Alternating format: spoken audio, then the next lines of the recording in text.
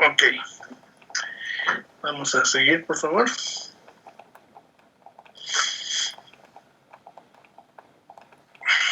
Sí, doctor. Ok. Entonces, como estábamos diciendo, vamos a ya ver la última parte, ya para terminar ahora sí con todo lo del sistema nervioso. Y los dos últimos temas que se complementan son lo que va a corresponder a la técnica del electroencefalograma y el estudio del sueño. ¿Ok? Bueno, las características del sueño. Entonces, fíjense bien, por favor. Entonces, lo primero que tenemos que tomar en cuenta es con respecto al electroencefalograma, corresponde a lo que vamos a denominar como una técnica electrofisiológica. ¿A qué se le denomina técnica electrofisiológica?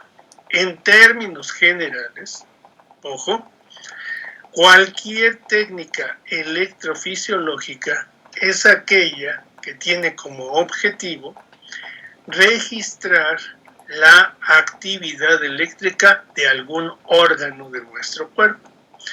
Y aparte de que tenga como objetivo esto, lo va a llevar a cabo desde la superficie de la piel, sin introducir ningún elemento al cuerpo. Es decir, entonces vamos a tener una técnica que tiene por objetivo poder registrar la actividad eléctrica de algún órgano. Ahorita ponemos ejemplos, ya los conocen ustedes, y que en este sentido se lleve a cabo desde la superficie de la piel. Entonces, las técnicas electrofisiológicas más comunes son técnicas que les vamos a denominar no invasivas, justo por esta característica de que no vamos a introducir absolutamente nada al cuerpo, ¿ok? Y en este caso, el electroencefalograma tiene, ¿cuáles son las principales técnicas electrofisiológicas? Vamos a tener, por ejemplo, el electrocardiograma, el electroencefalograma, un electromiograma, vamos a tener, por ejemplo, conducción nerviosa, electrooculograma, potenciales evocados, es decir, sí contamos con una variedad muy amplia de técnicas que nos ayudan a este propósito. En el caso particular del electroencefalograma, vamos a tener como principal objetivo registrar la actividad eléctrica de la corteza cerebral. ¿Ok? Ese sería nuestro principal objetivo. Sin embargo, vamos a tener problemas. ¿Por qué vamos a tener problemas? Porque, de acuerdo a lo que estamos viendo aquí en esta imagen, vamos a colocar sobre el cuero cabelludo un electrodo. ¿Sí? Vamos a colocar en el cuero cabelludo un electrodo, y este electrodo pues va a ser el responsable de registrar lo que se encuentre por debajo. Sin embargo, entre el electrodo y la corteza cerebral, lo que estamos observando es que se encuentran muchas estructuras, ¿verdad?, que desde el punto de vista eléctrico van a representar puntos de resistencia eléctrica, lo cual hace un poco más complicado que la señal eléctrica llegue en su totalidad. ¿Ok? Entonces, ¿cuál es el principal problema? Es un error, pongan atención en esto, es un error decir que entonces el electroencefalograma registra la actividad eléctrica cortical. ¿Por qué es un error? Porque técnicamente hablando no alcanza a observar todo el espesor de la corteza cerebral. Entonces, lo que va a pasar es que vamos a registrar la actividad eléctrica preferentemente de la última, al revés, ¿no?, de la capa 1 de la corteza cerebral, o sea, de la capa más externa, lo que está más cercano al electrodo. ¿Ok? Entonces, otra vez, el electroencefalograma tiene como objetivo realizar un registro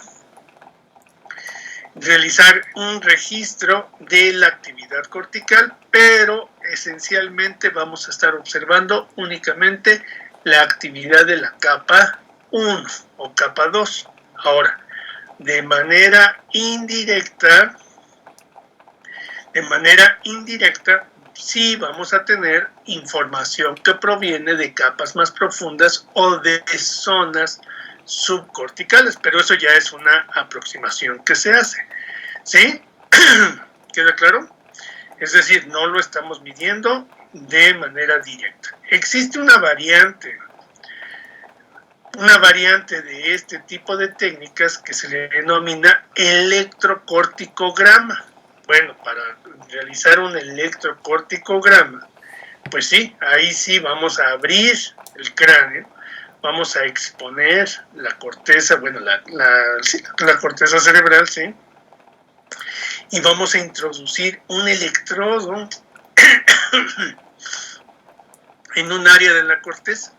Bueno, entonces ahí sí ya estoy midiendo de manera local, de manera directa, la actividad de una o varias capas de la corteza cerebral. Sin embargo, esta técnica no se va a llevar a cabo pues, en un sujeto que está deambulando, ¿no? Esta técnica se lleva a cabo en una neurocirugía. Entonces es común que se utilice la electrocorticograma cuando se está operando, se quiere detectar si hay zonas con mayor actividad, por ejemplo, cuando hay tumores, cuando hay zonas epilépticas, etcétera, pero únicamente se va a llevar a cabo en esas circunstancias. No voy a abrirle la cabeza a alguien para tomarle esta lectura, ¿no? Bueno, siguiente punto.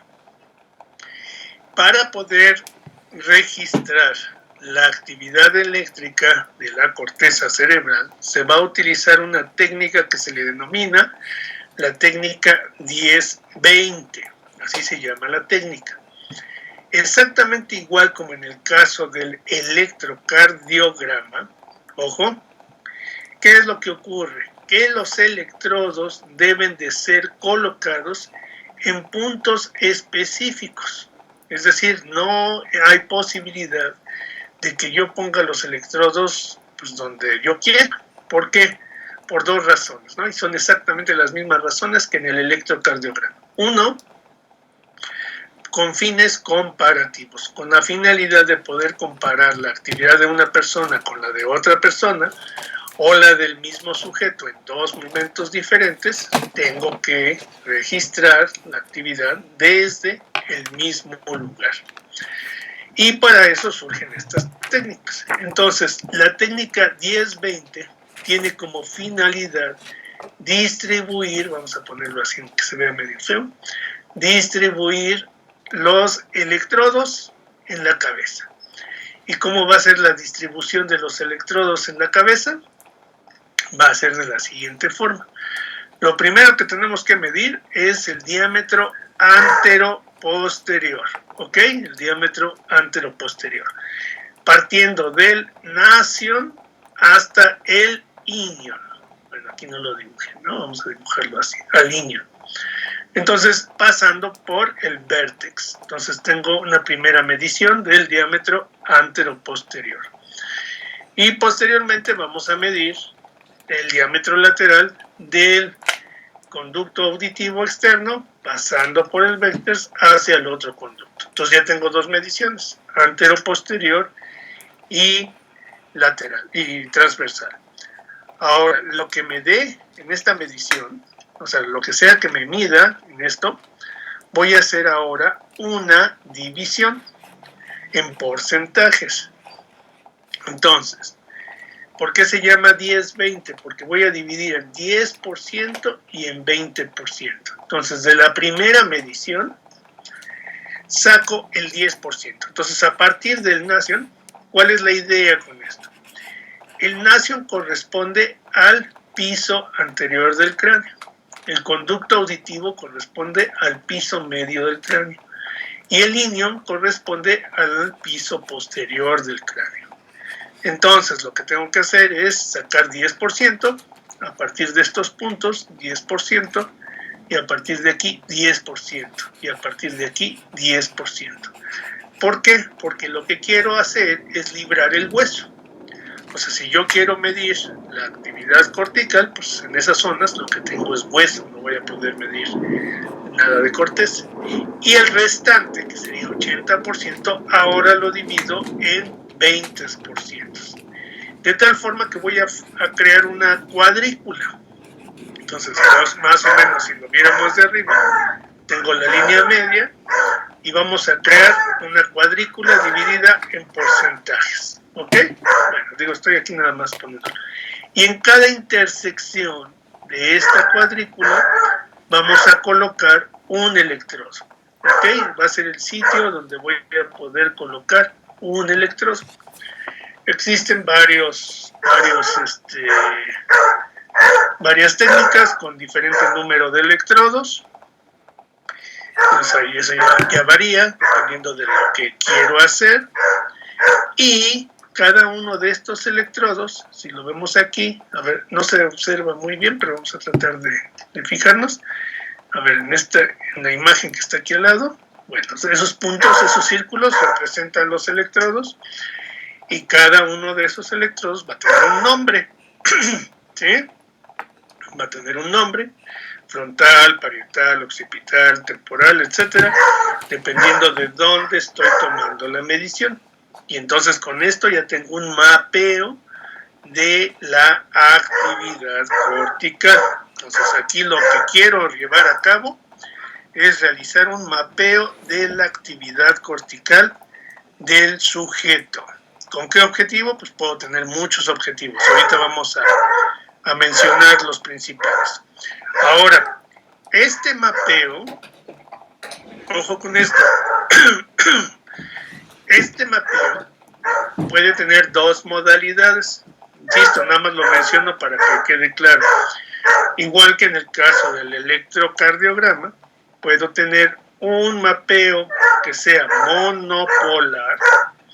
Un mapeo monopolar, es decir, que solamente registre lo que está por debajo de un electrodo, o un mapeo bipolar, que involucre lo que ven dos electrodos, una zona más amplia. ¿Queda claro? Entonces eso es importante. Entonces solamente vamos a tener o mapeos monopolares o mapeos bipolares. Ok, y en este ejemplo que nos están mostrando aquí, tenemos las diferentes ondas que vamos a observar como parte de ese registro. ¿Ok? Entonces, ¿qué es lo que vamos a ver? A ver, permítanme un segundo. Ya es callado. ¿Qué es lo que vamos a ver? Espérenme un segundo. Si no, no nos dejan escuchar. Ya.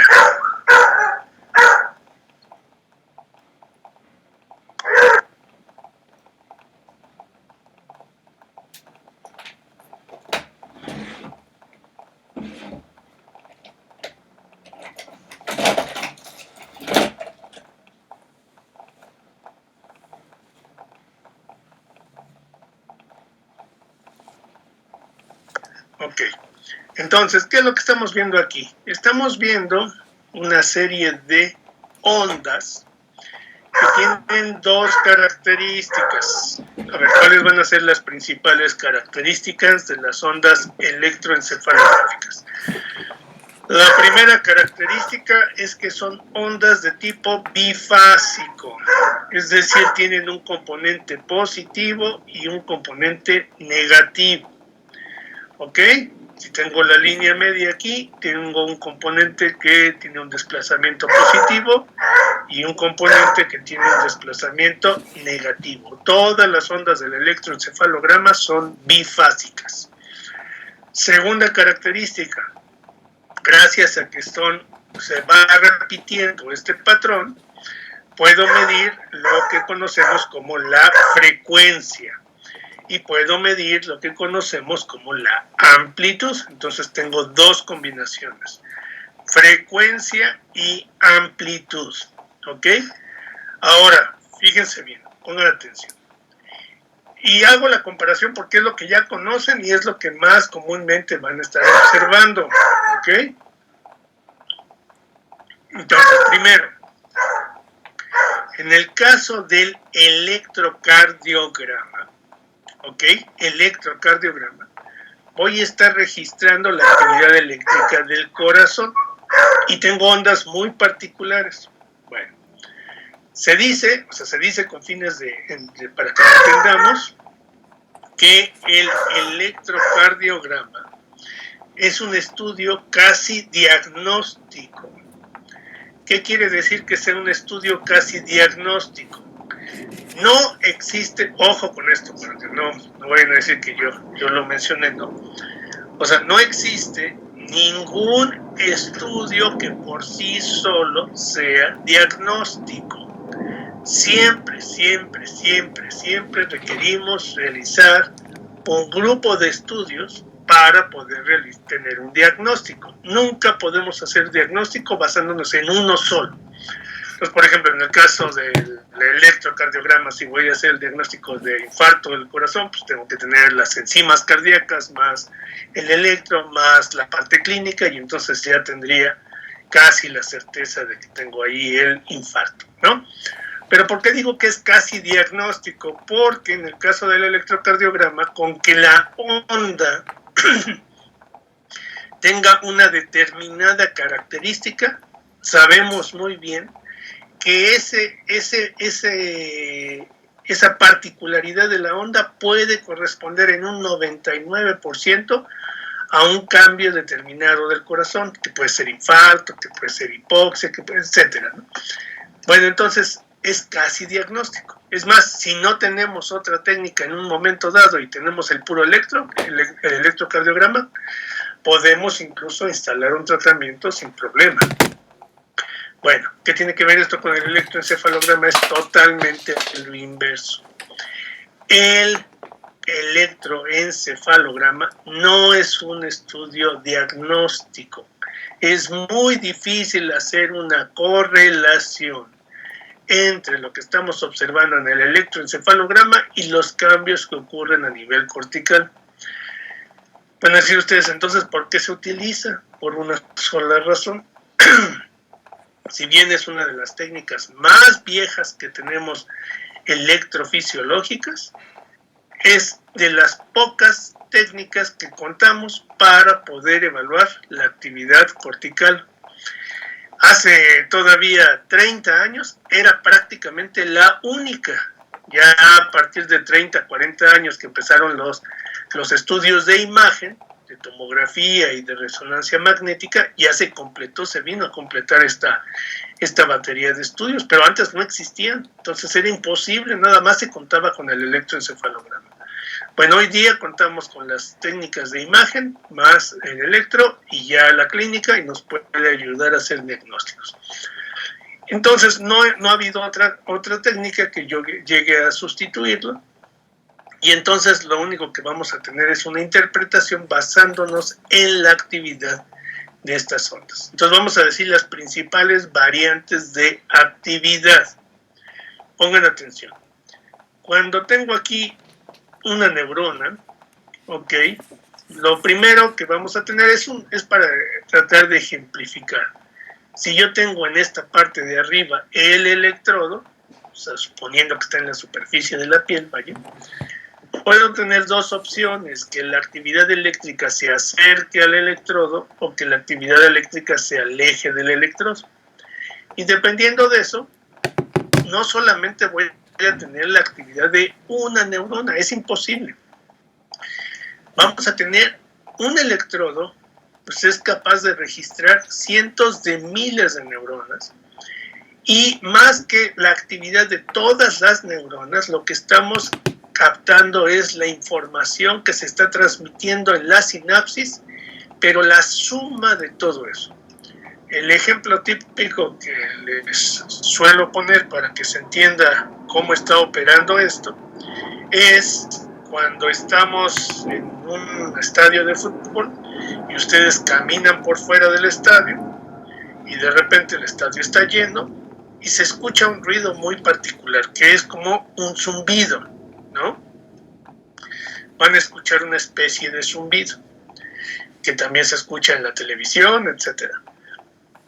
Ese zumbido nosotros le denominamos ruido y corresponde algo que no se puede descifrar, porque es la mezcla de cientos de miles de personas que están gritando. Bueno, en el caso de las neuronas, el intercambio que están realizando sinápticamente producen algo que se le denomina ruido sináptico.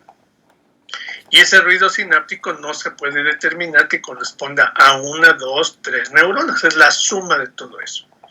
Y lo único que, por ejemplo, cuando estamos en el estadio, caminando por fuera, insisto, y de repente meten un gol, y ustedes escuchan que todos gritan al mismo tiempo gol. ¿Qué es lo que ocurrió? Ahí sí podemos identificar qué ocurrió. ¿Qué está pasando en ese instante que todos emitieron la misma señal al mismo tiempo? En términos de los registros, a eso se le denomina que se sincronizaron. Es decir, que las señales se sincronizaron. Entonces, cuando las señales, fíjense bien, que registramos en el electroencefalograma son de baja amplitud y alta frecuencia, así como lo estamos poniendo aquí, sería una señal desincronizada, en donde se está anulando la actividad de unos que van para un sentido, otros que van para el otro, y por eso tengo una señal con muy baja amplitud. Y la frecuencia pues, es alta porque se está produciendo mucha actividad. Entonces, primero, alta frecuencia, baja amplitud, quiere decir que la actividad es alta. La actividad eléctrica es alta y está desincronizada. Ahora, baja frecuencia, vamos a exagerar, baja frecuencia, alta amplitud, quiere decir que la actividad es baja y que está muy sincronizado, por eso predomina o hacia arriba o hacia abajo. Pero esto representaría baja actividad, ¿ok? Entonces tengo dos combinaciones. Mucha actividad, desincronizado, poca actividad, sincronizado. Y puedo tener combinaciones de los dos. Puedo tener baja amplitud, baja frecuencia. Entonces, ¿esto qué querría decir? Esto querría decir mucho más baja actividad, ¿verdad? Y por el contrario, alta amplitud, alta frecuencia, esto que querría decir mucha más alta actividad. Es decir, lo único que nosotros podemos caracterizar en el electroencefalograma son estas combinaciones. Si tengo más actividad, menos actividad, si está sincronizado o no está sincronizado. Existen muy pocos patrones característicos de las ondas, ahorita se los muestro. Entonces, lo primero que estamos viendo aquí en este esquema, si nosotros vemos que en la parte superior nos hacen una aclaración, nos dice, esta zona corresponde a un registro cuando se le pidió al sujeto que estuviera con los ojos abiertos. Y, fuera de eso, se le pidió que estuviera con los ojos cerrados. Y a pesar de que estamos registrando exactamente el mismo electrodo, vemos que existe un cambio si está con los ojos cerrados o está con los ojos abiertos. Vamos a ver que corresponde al lóbulo occipital, que sería precisamente donde más se va a observar estos cambios. ¿Qué es lo que vamos a ver?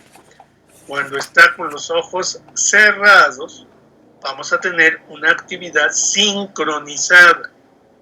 ¿Por qué? Porque no está captando información a través de la vista. En el momento que abre los ojos el paciente, inmediatamente aumenta la actividad, aunque no lo alcancemos a ver aquí, pero quiere decir que está mucha frecuencia con muy baja amplitud, está activando todo el procesamiento cortical y entonces corresponde a una onda desincronizada, ¿ok? Y dependiendo de las frecuencias, pues le vamos a poner nombre. En este caso, cuando el sujeto está con los ojos abiertos, despierto, vamos a registrar ondas beta, y cuando el sujeto está despierto, con los ojos cerrados, vamos a registrar ondas que les vamos a denominar alfa. Ese sería el primer caso en el que estamos observando cambios por la actividad. Puedo observar cambios de actividad, por ejemplo, por actividad patológica. Entonces, por ejemplo, bueno, primero sin actividad patológica, pero diferentes estados. Ahorita lo vamos a ver. Por ejemplo, aquí nos están poniendo que el sujeto se va a dormir.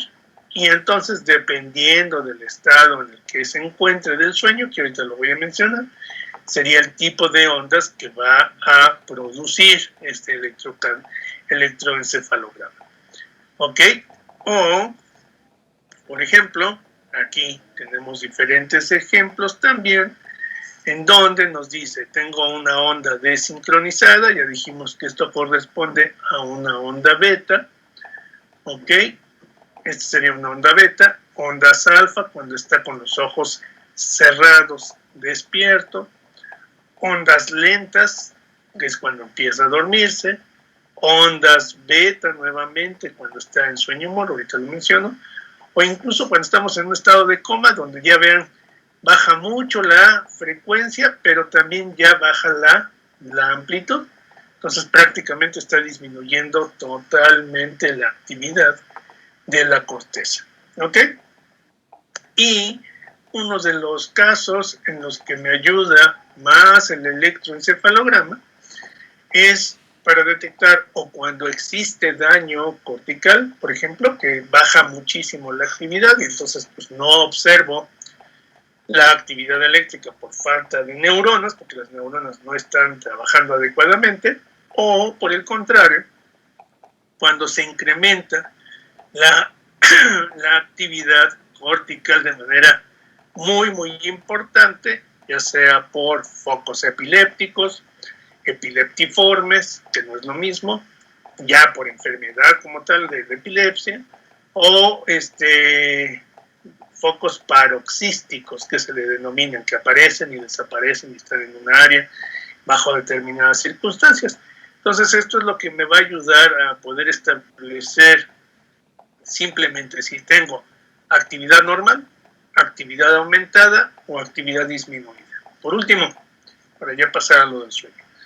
Cuando se realiza un estudio de electroencefalograma, generalmente pues yo quiero ver si está disminuida o está aumentada esta actividad. Y en muchas ocasiones, para poder observar estos cambios de la actividad, tengo que forzar al sistema. ¿Qué quiere decir esto de forzar al sistema? Quiere decir que le voy a solicitar al paciente de que cuando vaya a realizarse el estudio, se encuentre con 24 horas de falta de sueño. Es decir, que en un día no duerma nada. ¿Por qué?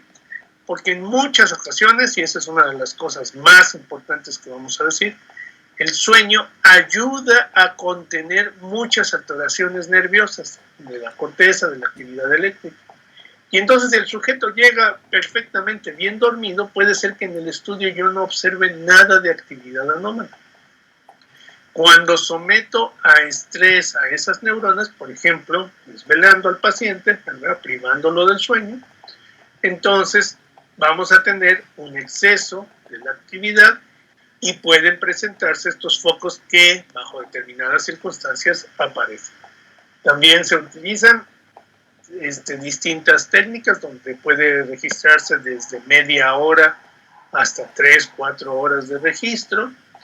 Hay registros que incluyen que el paciente se duerma, en otros casos no. Y hay situaciones en las que se le pide al paciente que realice maniobras, también con el objetivo de que aparezcan estos focos, ¿no? O yo realizo maniobras determinadas. Bueno, y esto es para poder monitorizar cómo se encuentra esta actividad eléctrica, ¿ok? Bueno, ahora, esto lo vamos a relacionar ahorita con el siguiente punto, que ya sería el sueño, ¿no? Entonces, vamos a hablar del sueño.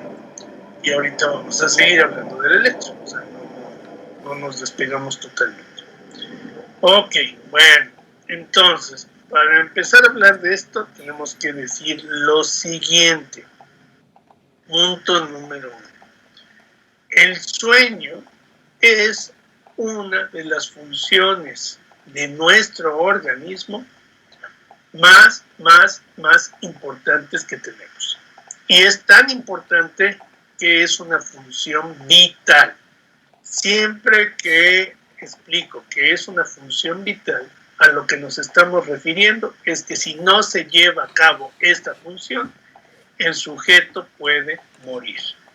Y entonces sí, una falta absoluta, ojo, no parcial, una falta absoluta de sueño puede llevarnos a la muerte. Entonces, el no dormir por varios días, una privación total del sueño durante varios días, puede llevarnos a la muerte. Entonces, está considerada como una función vital. Segundo, los humanos somos sujetos diurnos, ¿verdad? Quiere decir que nos regimos por un ciclo circadiano, un ciclo que va de los 22 a las 28 horas, o sea, tiene una duración entre 22 y 28 horas, y que principalmente está regulado el ciclo por la presencia de luz o oscuridad. Entonces va a estar totalmente regulado por el ciclo luz-oscuridad. Y los humanos, al ser sujetos diurnos, tendemos a tener nuestra actividad durante el día y tendemos a dormir durante la noche. Esa es la característica más importante de los sujetos diurnos. Siguiente característica. El sueño corresponde no solamente a una función fisiológica más. El sueño tiene muchas funciones e involucra muchos sistemas. Está regulado por el sistema nervioso. El sistema nervioso va a ser el responsable de regular esto. Sin embargo, involucra muchos sistemas. Entre ellos, ¿cuáles? Al sistema endocrino, al sistema inmunológico y al sistema músculo-esquelético, ventilatorio, cardiovascular, etc. Bueno, ¿por qué está involucrando todos estos sistemas? Porque el sueño tiene una función básica.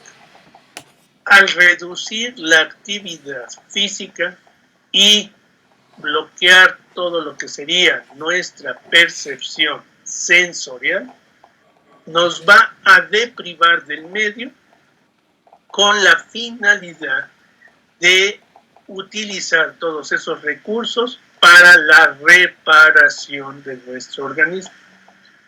Vamos a decirlo así, durante todo un día, la actividad que nosotros tenemos puede provocar daño de distintos tejidos, puede exponernos a situaciones de estrés, puede exponernos a situaciones donde pueda haber traumatismos, infecciones, lo que sea, y todo eso empieza a provocar daño que puede ser microscópico, que no es un daño macroscópico.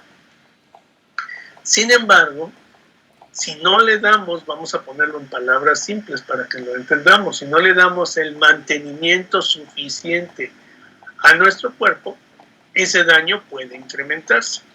Entonces, por decir un ejemplo, puede haber fisuras microscópicas en el hueso. Bueno, pues esas fisuras, con tal de que no se incrementen y no pueda llegarse a convertir en una fractura, pues debe de ser reparada.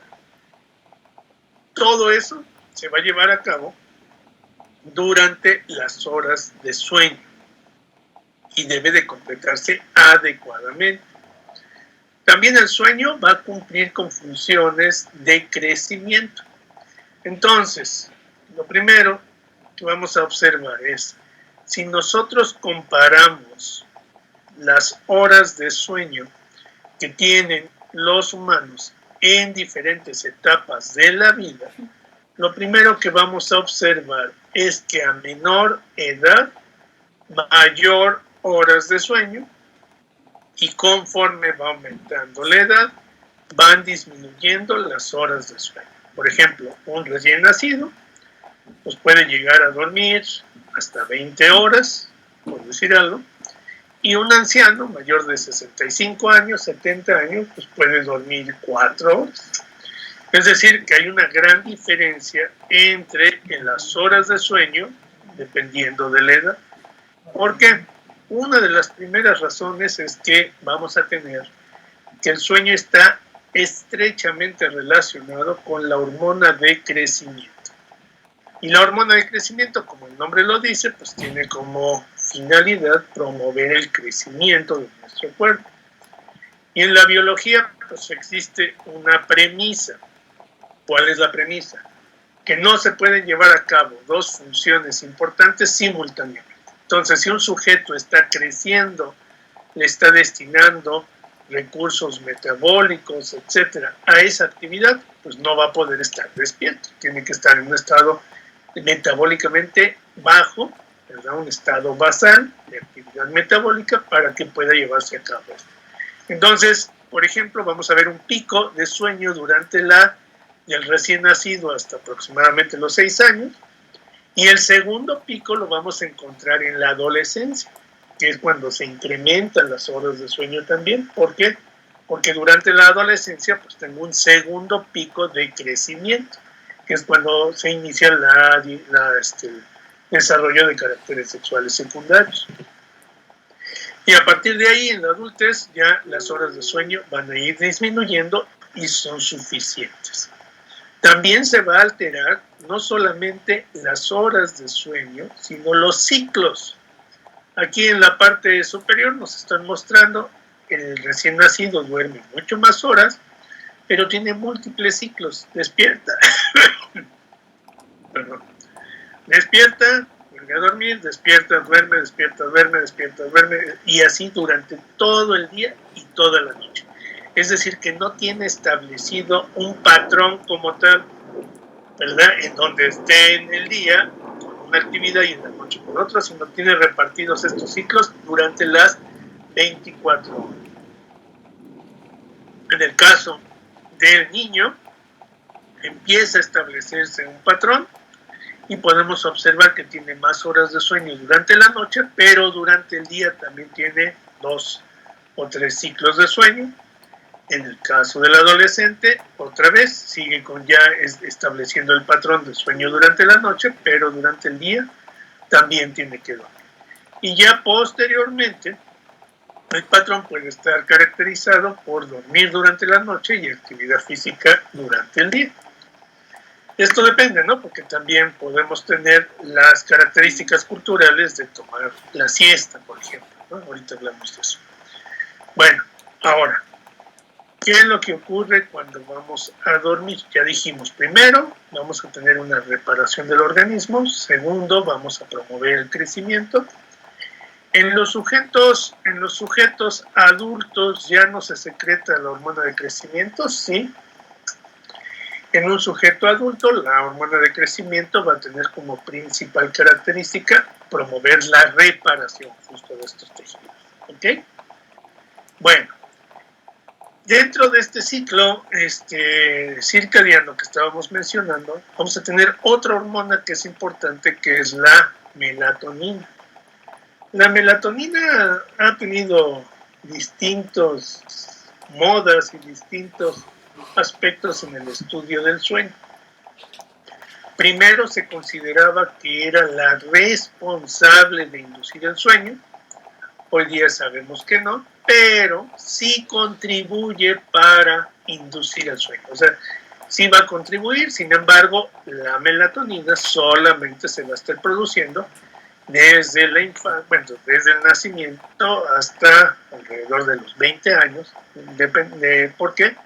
Porque la glándula que lo produce pues empieza a degenerar. Y ya en los adultos pues ya no vamos a tener la secreción de melatonina. Los especialistas en el sueño pues van a recetar, ¿verdad?, este tipo de fármacos como inductores de sueño para apoyar en personas que tienen problemas de este tipo, ¿no? Entonces así se utiliza y sí puede tener resultados, pero no es el responsable de que duerma, ¿verdad? Es un inductor, como tal lo dice la palabra. Entonces, y por último, ya para empezar con los ciclos, tenemos otra hormona que es el cortisol. El cortisol tiene una relación muy importante con respecto al sueño y se vuelve como el juego del huevo y la gallina. O sea, no sabemos qué es primero. Fíjense bien, el cortisol es una hormona que se va a secretar ante condiciones de estrés. Pero, aparte de que se va a secretar ante condiciones de estrés, también se va a secretar de acuerdo a un ciclo circadiano. Y este ciclo circadiano está caracterizado por que alrededor del amanecer, alrededor de las horas del amanecer, desde las 4 o 5 de la mañana hasta las 9 de la mañana, que estamos alrededor de las horas en que aparece la luz, las concentraciones de cortisol suelen incrementarse y suelen ser máximas en el cuerpo. El cortisol, entre otras cosas, tiene como principal característica la de aumentar los niveles de glucosa en sangre. Entonces, una de las principales funciones es que en el momento de despertar, en el momento en que se empieza a ser presente la luz, entonces pues contemos con la energía suficiente para poder llevar a cabo nuestras actividades. A partir del amanecer, el cortisol empieza a descender, tenemos un segundo pico alrededor entre las 4 y las 8 de la mañana, de la tarde, entre las 4 y 8 de la tarde, y de ahí disminuye a sus niveles más bajos. Entonces, ¿qué quiere decir? Quiere decir que durante el periodo de oscuridad, cuando vamos a dormir, vamos a encontrar las concentraciones más bajas de cortisol. ¿Y por qué digo que es como el huevo y la gallina? Porque si las concentraciones de cortisol no se encuentran disminuidas durante la noche, puede provocarnos insomnio, puede interferir en la capacidad para dormir.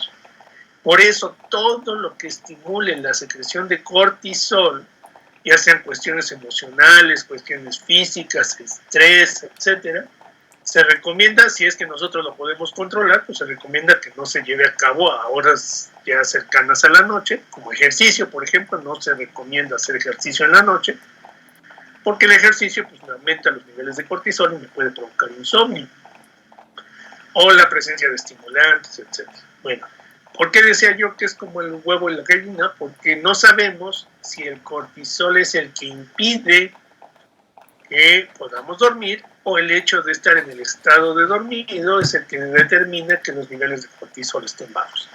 Lo único que sí podemos establecer bien es esta interferencia que el cortisol puede provocar con respecto al sueño.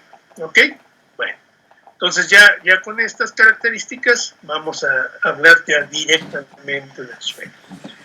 El sueño constituye una serie de pasos en donde el primer paso corresponde a una sensación de nuestro cuerpo de cansancio. Entonces, ¿qué quiere decir eso? Justamente lo que yo estaba diciendo. Cuando nuestros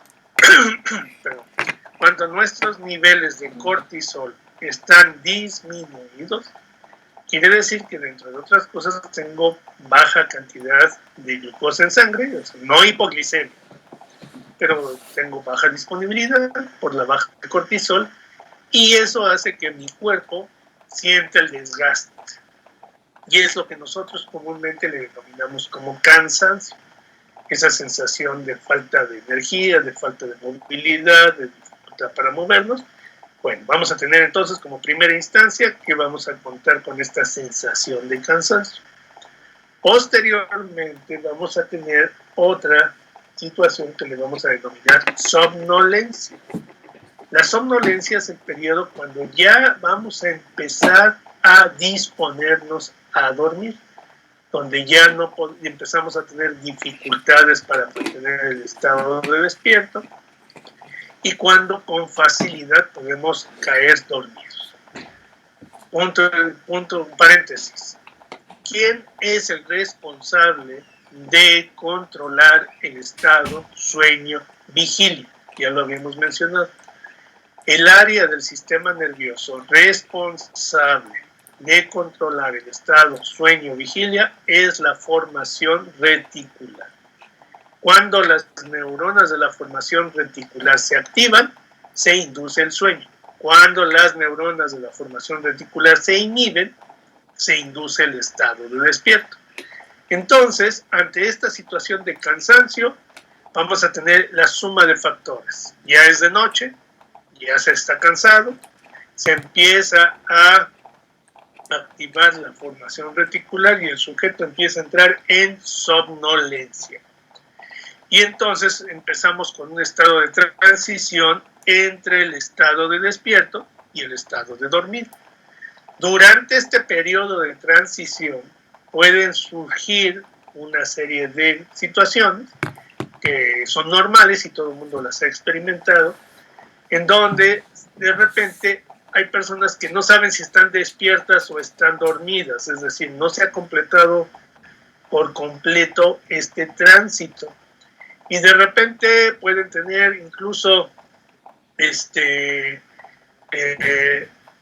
reacciones como si estuvieran, es muy común que alguien de repente sueña o empieza a soñar algo y sueña que choca en el coche o que se va a caer, etcétera, y de repente se agita y se despierta. A esto se le llaman alucinaciones hipnagóticas. Entonces son por la inducción del sueño, se postula que puede ser por hipoxia transitoria, ¿no? En el momento que se está pasando de la etapa de despierto al estado de dormir. Ok, una vez que ya se establece como tal el sueño, una vez que ya esta formación reticular determina que el sujeto se encuentre en la etapa de sueño, vamos a empezar a observar cambios a 3 niveles principales, son 4 si quieren ustedes. Primero, vamos a empezar a observar cambios a nivel de la actividad eléctrica de la corteza, en el electroencefalograma.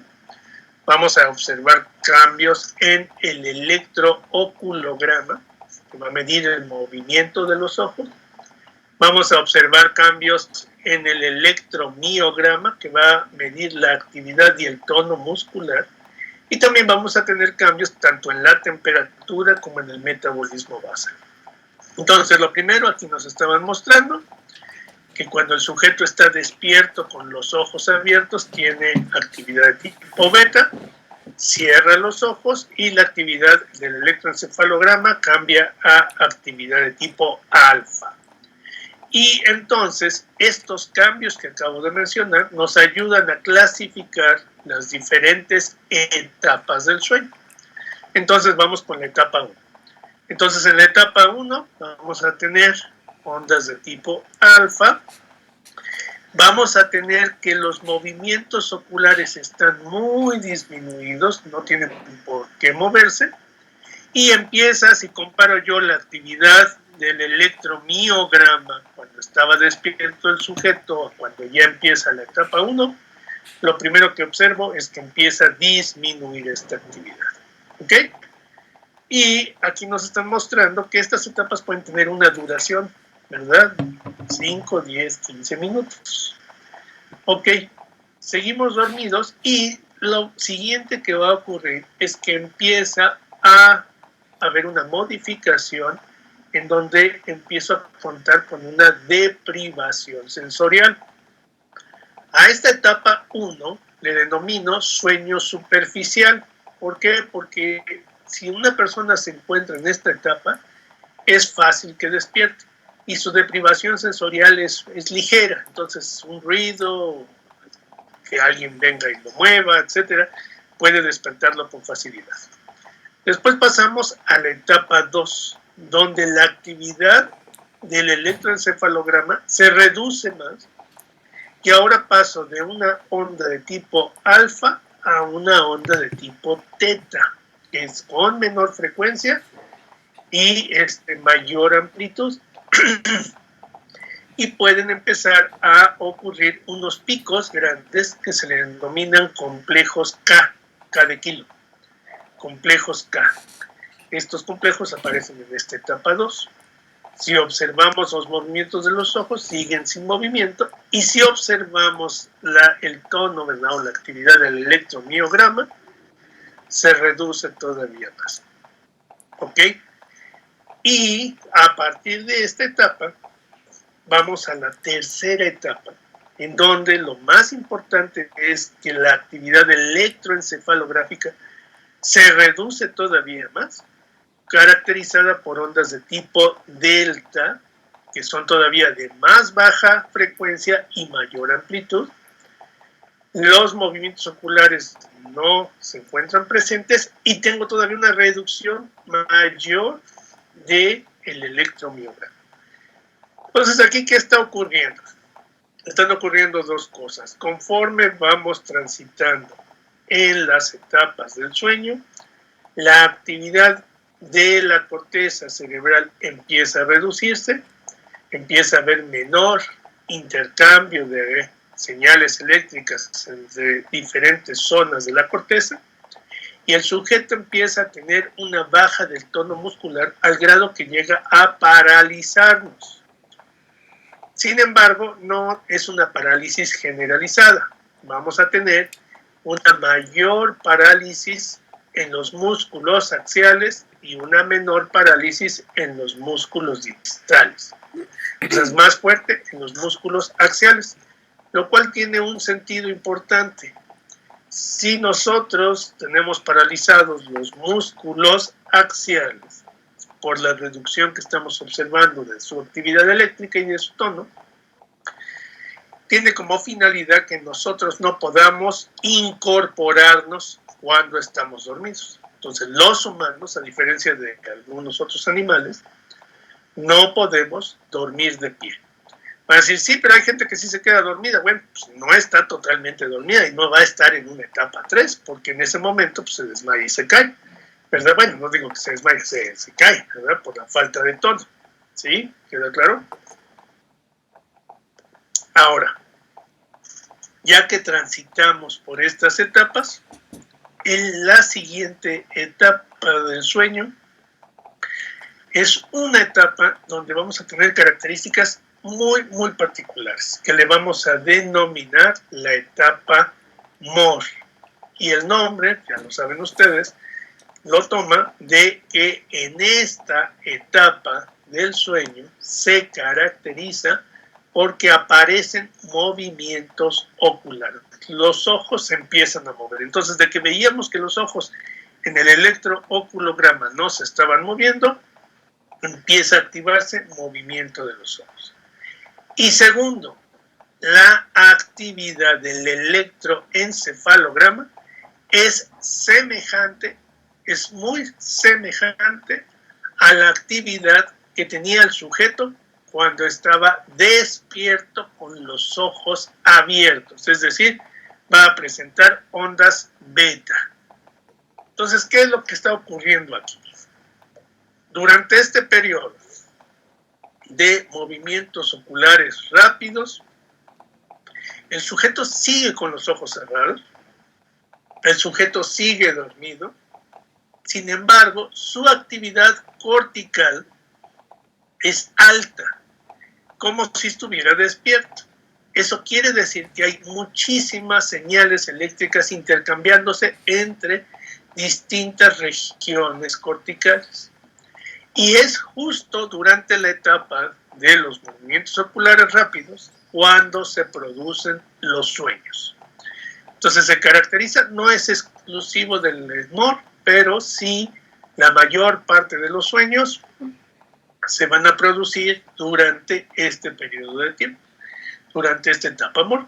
Y se supone que estos sueños se están produciendo como parte de esa actividad cortical que se está incrementando y que los ojos se están moviendo como si estuvieran observando las escenas que estamos soñando, ¿verdad? Es una situación muy particular en donde vamos a estar soñando, vamos a estar creando una historia y ahorita digo las características. Y por último, durante esta etapa es el momento en el que el tono muscular se encuentra totalmente disminuido, se va a encontrar el sujeto totalmente paralizado.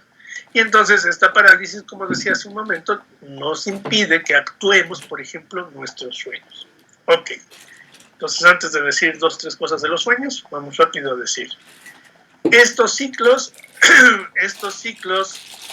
que durante los cuales vamos a transitar, tenemos la etapa 1, que es al que vamos a llamarle sueño superficial, la etapa 3, que es la que le vamos a llamar sueño profundo, que es cuando va a ser más difícil despertar al sujeto, y la etapa amor, que es cuando se está soñando, ¿ok?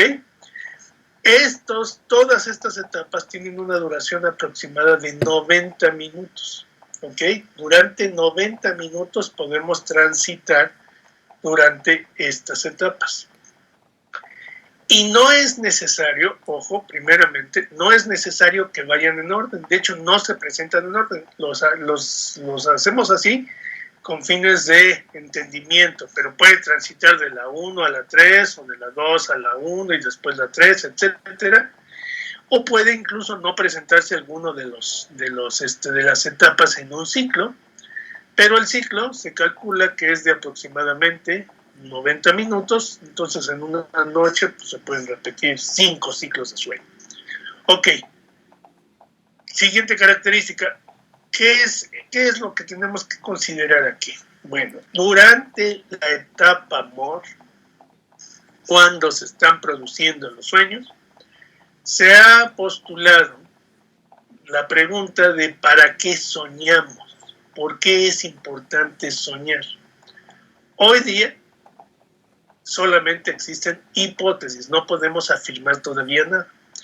Pero las hipótesis tienen ya bastante sustento. Y la principal hipótesis que nos dice que es la principal hipótesis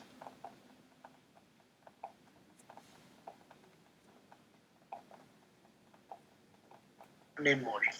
Se postula que durante el sueño, o sea, cuando estamos soñando, se está realizando, por ponerlo en estas palabras, una edición de la información que recabamos a lo largo del día y se está determinando qué información va a pasar a la memoria a largo plazo y cuál información se va a borrar. De hecho, los especialistas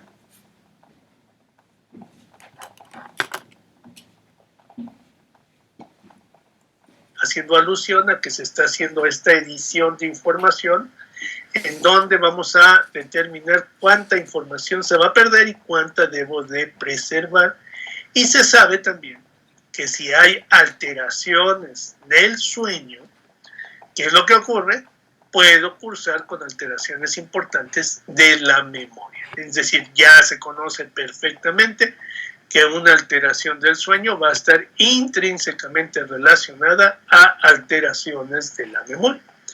Entonces, también se sabe perfectamente, eso ya no es ninguna hipótesis, que cuando alguien está estudiando algo, ya sea del tipo que sea una situación como la universidad o una situación como un movimiento determinado, jugar un deporte, tocar un instrumento, etcétera, es básico el sueño y puede favorecer el aprendizaje y la falta de sueño puede desfavorecer el aprendizaje. Eso ya se conoce perfectamente bien.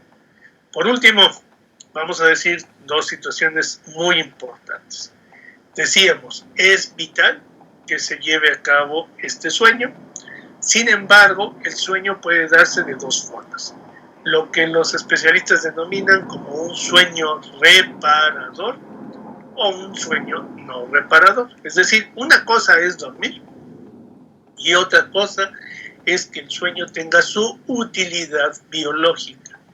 Cuando un sueño es reparador, quiere decir que el sujeto se despierta con energía, con buen humor, con actividad mental ágil, ¿verdad? Y se siente preparado para todas sus actividades de ese momento. Cuando un sueño no es reparador, se caracteriza porque despertamos cansados, somnolientos, malhumorados, irritables y no tenemos la energía suficiente para llevar a cabo nuestras actividades. Ahora, entonces ya para terminar, ¿por qué puede alguien dormir pero no tener un sueño reparador? Porque existen muchísimas condiciones que afectan la calidad del sueño. Pongan atención, del 100% de las situaciones que afectan la calidad del sueño, un 80%, un 80% de todas las causas que me pueden afectar la calidad del sueño, se les denominan alteraciones de la higiene del sueño. Es decir, en otras palabras, no son enfermedades. Quiere decir que las personas no están llevando a cabo las condiciones necesarias, forzosas, para que pueda descansar. La higiene del sueño lo que nos dice es bajo qué circunstancias debemos de dormir. Y aunque muchas parezcan obvias, es extraordinariamente importante seguirlas para tener un buen descanso. Entonces, rapidísimo, ya para terminar, ¿cuáles son las principales condiciones de higiene del sueño?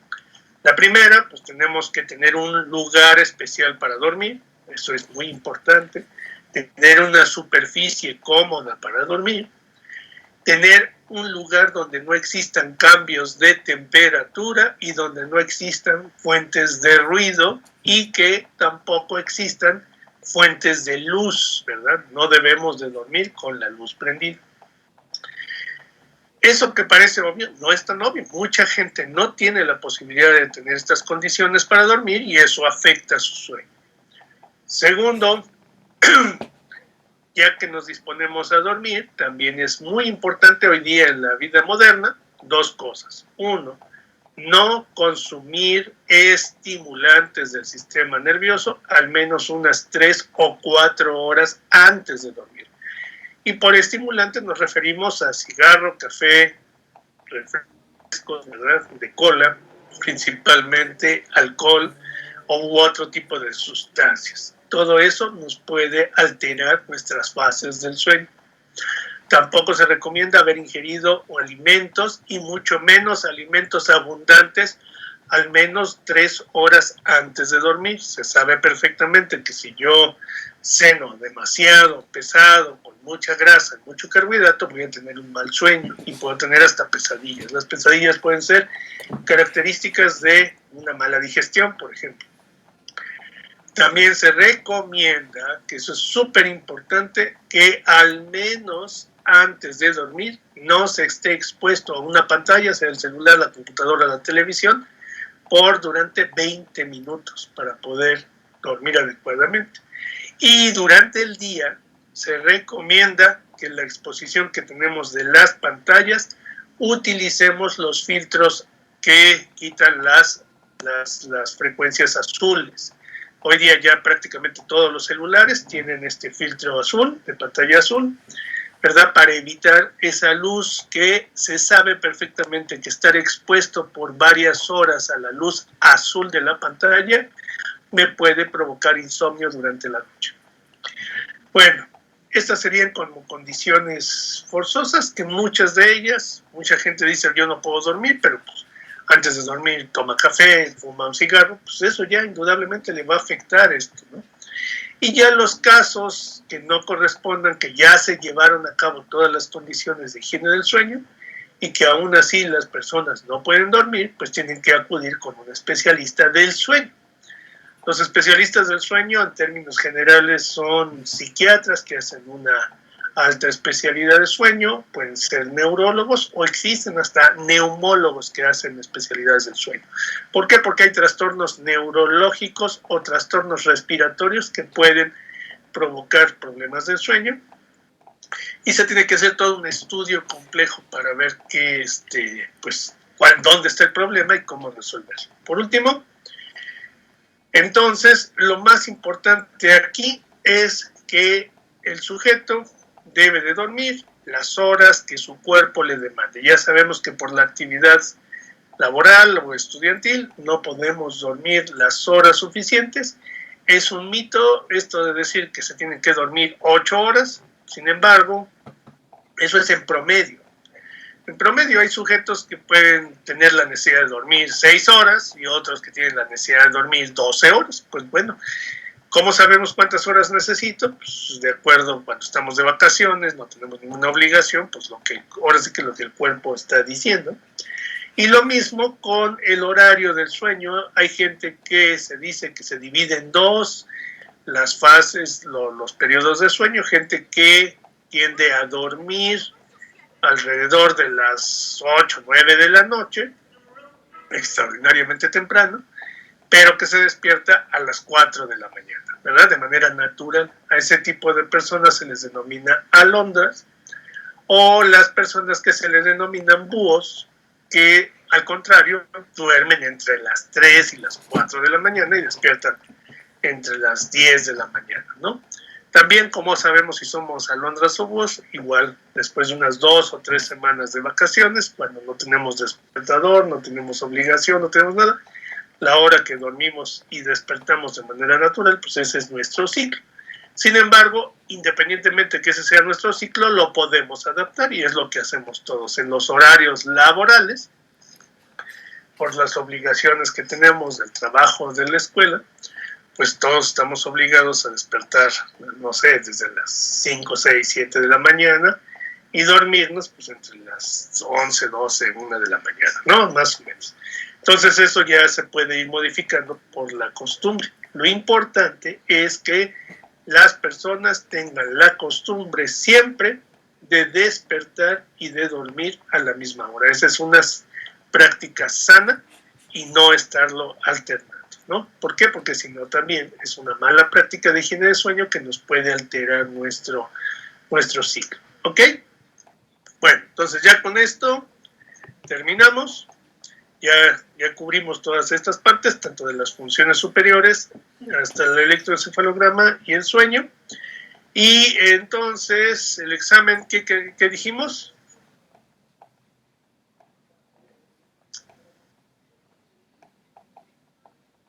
¿Qué dijimos del examen? Me parece que quedó para el 26 de mayo. Ok. Sí, doctor. Ok. Bueno, entonces la siguiente clase vamos a decir dos cosas muy rápido. Lo único que son 20 minutos, ¿eh? Lo único que nos faltó, que no mencioné ahorita, fue la memoria, o sea, los tipos de memoria, que es muy rápido. Y ya empezamos con los temas de endocrino. Y entonces el examen el 26, ¿ok? Sí, doctor. Ok, bueno, entonces nos vemos el miércoles. Gracias. Gracias, doctor. Hasta luego.